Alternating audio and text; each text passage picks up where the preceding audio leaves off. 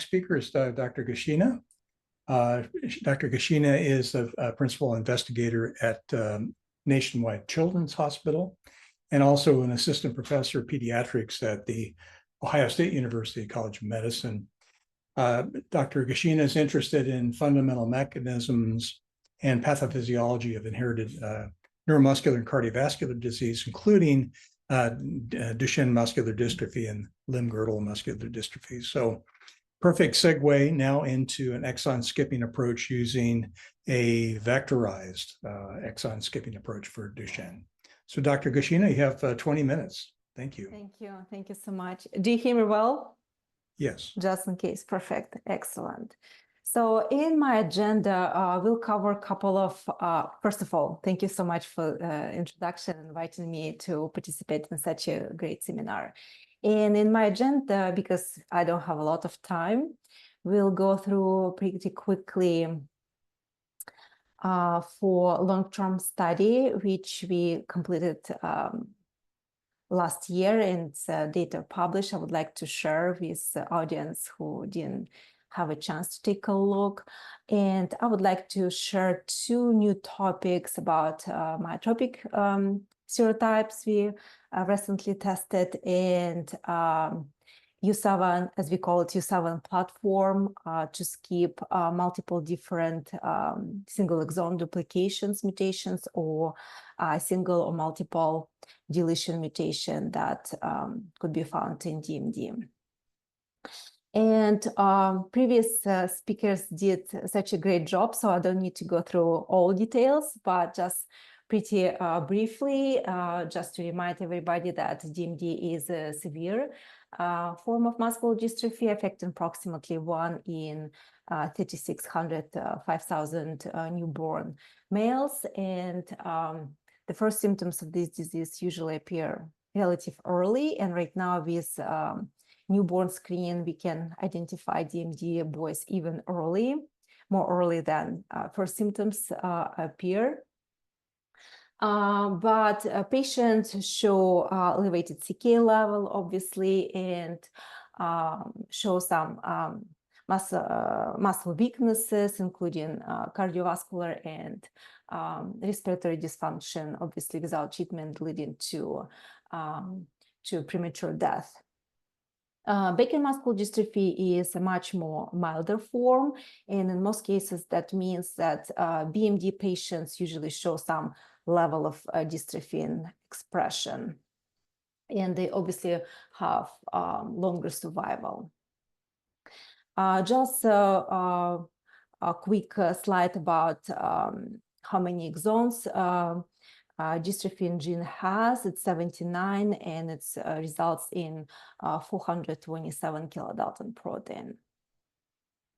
Mutational spectrum of DMD is presented on the next slide. You can see that deletion of one or more exons accounting up to 2/3 of all DMD mutations. Duplication of a single or multiple exon is between 6 to 11%. And originally, our group was focusing on exon 2 duplication mutation because it's the most common duplication exon, which accounting up to 11%. And the rest of mutations would include nonsense mutation and frame shift insertion deletion and other missense mutations. The goal of our group, original goal of our group, one of them was to develop the gene corrective therapy for patients with exon 2 duplications mutations. And right now we kind of trying to develop therapies for other groups of patients. And to do so, we used two different approaches to skip exons. One of is based on U7 small nuclear RNA, which can be injected, and antisense sequences, which can be injected delivered as AAV. And another approach is chemically synthesized molecules that Dr. Ayaki presented previously. So it's a PMO or any peptide conjugated compounds, which obviously can be injected before or after AAV as the additional supportive medicine. And both of these approaches have advantages and disadvantages. Advantage of U7 small nuclear RNA approach is instability. We don't need to re-inject antisense sequences. It's just one-time injection, specifically if you use variable AAV capsids and vectors, and definitely efficiency, widespread expression of the cassettes, and you can restore dystrophy in the skeletal muscle and in the heart, in both. In terms of DUP2 mutations, definitely if you skip one of their copies of exon 2, you can restore the wild type transcript, and that results in normal full-length dystrophin expression, which is obviously the goal of any particular treatment. However, if you skip both exons, DEL2 mutation is also a frame shift mutation with the premature termination codon located at exon 3. And you can assume, okay, you can just skip one, it will be resulting in wild type, but if you overskip, which there is a chance of that, it will result also in frame shift mutation, another frame shift mutation. However, in Dr. Wayne in 2014 published in Nature Medicine published results showing that there is iris within exon 5, which is internal ribosome entry site, and you can reinitiate dystrophin expression starting from exon 6. So our approach is a very very promising in terms of it has very large therapeutic window. So you cannot, first of all, skipping of one exon results in wild type transcript.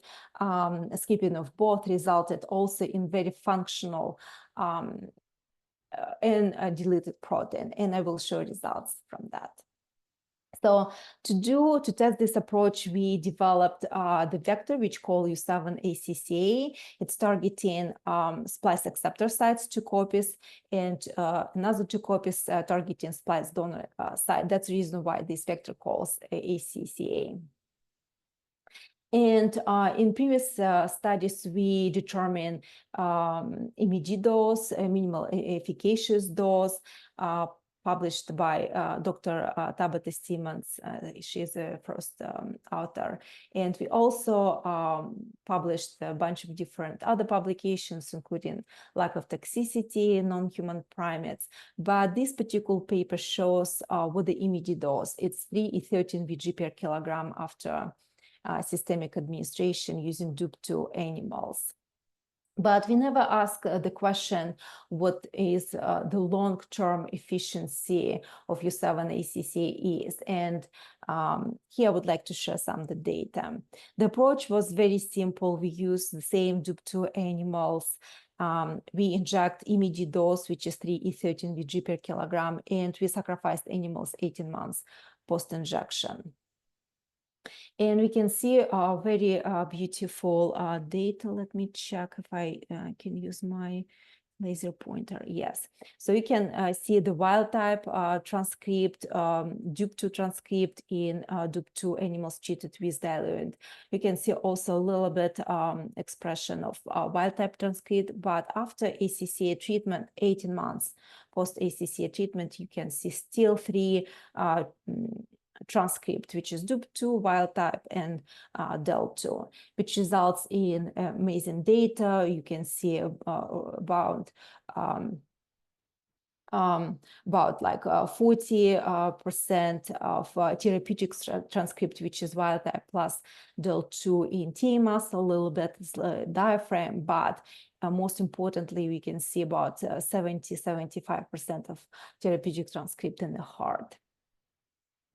Immunofluorescent staining also confirmed the robust restoration of dystrophin. You can see it's in T muscle and in the heart, and we quantify this data using approach that was recently published, Dr. Tatiana Vetter. Unfortunately, I don't have time to go through that, but this is very valuable tool she developed. And using that tool, you can quantify percentage of positive fibers, and the results are presented here. You can see that both T muscle and diaphragm shows about 50% of total dystrophin protein, while the heart shows almost 98-99%. This is also confirmed by Western blot data. You can see the data for T muscle, but overall, you can imagine we have about 15% of normal protein in T muscle and diaphragm, and even more in the heart. Eccentric contraction data, just to assess whether U7-ACC treatment provides the functional benefits to the muscle, we measure force frequency and fatigue using ex vivo and in vitro approaches.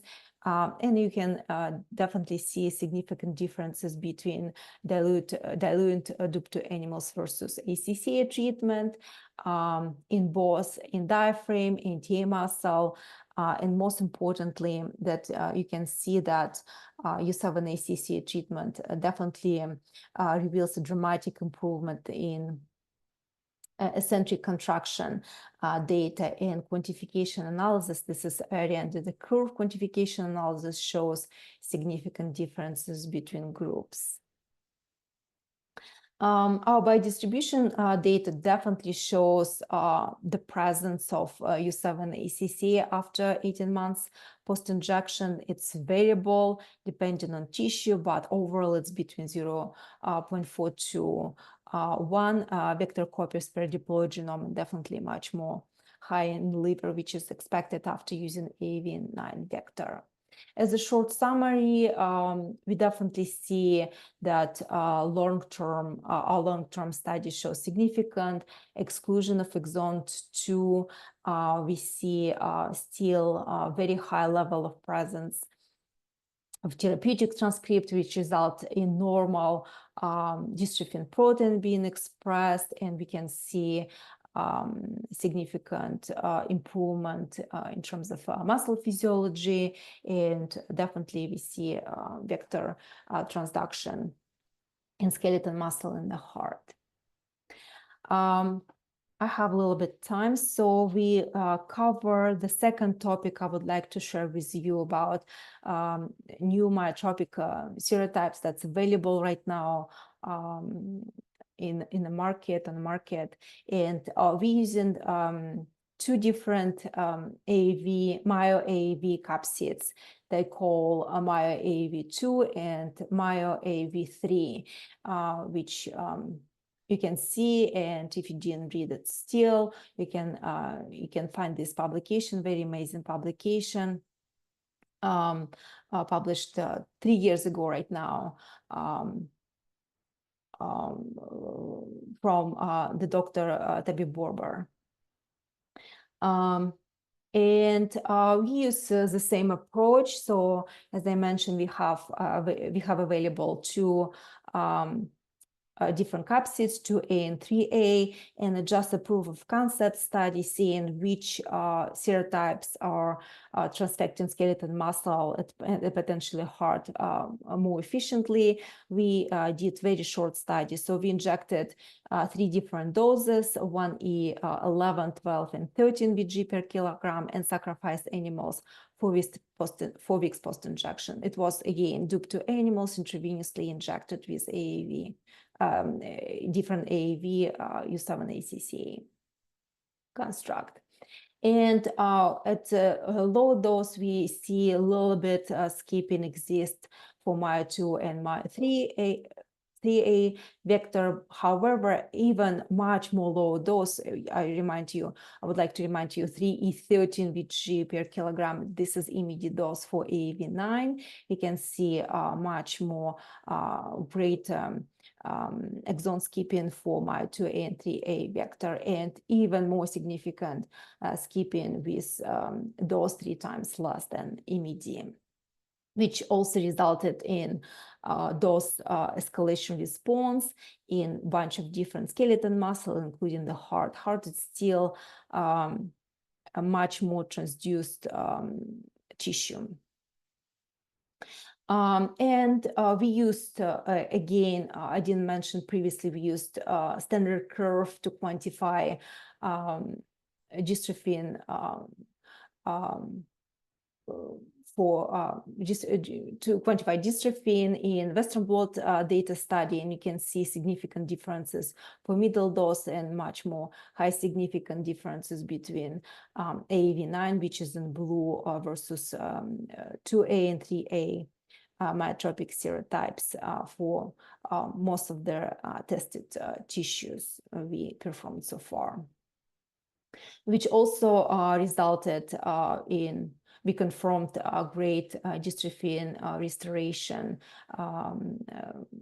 using immunofluorescence staining, and quantification analysis revealed also significant differences between 2A and 3A versus AAV9 serotypes for the most tissue. This is dystrophin positivity, but Dr. Vetter, using Dr. Vetter's approach, we also can quantify intensity of single fiber. In terms of biodistribution portion, we also see that 2A and 3A myotropic serotypes transduce heart and other tissues I don't present it today much more efficiently. It shows some detargeting, as was previously described in the publication. And even like 4 weeks post-injection, we almost see about between 10 to 100 vector copies per deployed genome at the highest dose. And as a brief summary, we definitely see that myotropic capsid shows a high potency to skip exon 2, and at the middle and high dose we tested so far, it's still significantly less at immediate dose. We performed most of the previous study using AAV9 capsid. And definitely we can confirm that both myotropic capsid show significantly high vector transduction in the heart, and at some doses detargeting from the liver. And I have a few more minutes to show you U7 platform. I just show you a couple of just 1 or 2 slides to see how we move forward. You have seen this particular mutational spectrum before, but you can imagine that we are using U7 small nuclear approach. We potentially can help and treat around 70–75% of patients having different deletions or duplications, mutations. This is a summary table for different exons. using two different databases, UDP and UMD-DMD, because both of these having different numbers. So we combine of both of these databases, and you can see that we have between 5.2 to 36.6 oh, I'm sorry, from 5.2 to 20% for single exon duplication, and the numbers of patients presented here. And we can also definitely help between 36 to almost 92% of patients with skip enabling deletions. So using our approach, U7 again platform based on U7 small nuclear RNA, we can definitely restore the full-length dystrophin as we presented for exon 2 duplication mutation, and we definitely can help the patient with single deletions or multiple deletions mutations. Skipping just one exons will probably preserve the secondary structure, and the most of their protein exists for the patients with certain mutations. This is example for DUP12 cell line. We have patient skin biopsy collected in the clinic. We convert them to fibromyD cell lines and treat these cell lines with different doses of AAV vectors. And you can see beautiful dose escalation using 3 different antisense sequences targeting splice donor site, or ESE, or splice donor site. And you can see you can detect wild type transcript at any particular doses we tested so far. But in terms of what antisense sequence is more efficient, I would say that for DUP12 cell line, definitely splice acceptor site seems more efficient to me. And another slide, just an example for you to see what we can do if we have large deletion. This is a cell line with DEL 1841, definitely out of frame mutation. This is very schematic picture. If you skip exon 17, you can restore. It will be in frame mutation. In this case, we see just 2 transcript, either DEL 1841 or DEL 1741.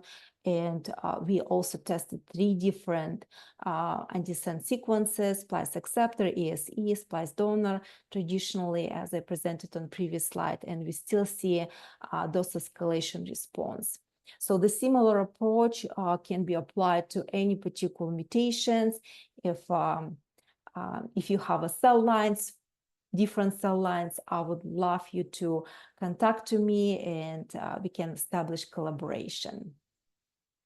And as a quick summary, so we definitely, we designed a bunch of different antisense sequences. So far, we tested 3 of them, splice acceptor, splice donor, and one of their ESE elements. And we definitely see dose escalation response. I have more data. Unfortunately, I cannot share with you all of them today, but maybe in the future meetings for sure.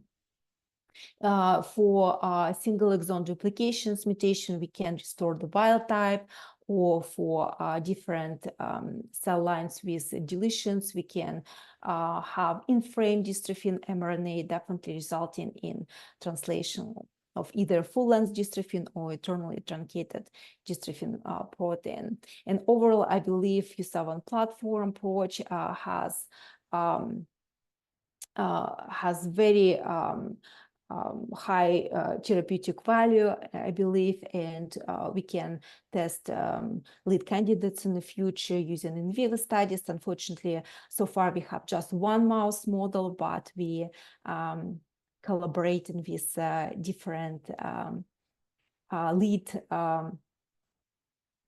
leaders in our field to get more animals and test more antisense sequences we developed so far. This work couldn't be done without supporting by our sponsors, definitely NIH, Nationwide Children's, American Neuromuscular Foundation, U7-ACCA vector was produced by a foundation, and at some point, big therapeutic pharmacy, Astellas, helped us to generate some of the data. Definitely, I would like to appreciate a bunch of different lab members and even more former lab members, because they did a very great job. I would like to appreciate our clinical research team, and including Tabitha Simmons, she's director right now, and a lot of collaborators from NCH. Thank you. Thank you, Dr. Gushchina. Do we have any questions from the audience for Dr. Gushchina in regards to her presentation?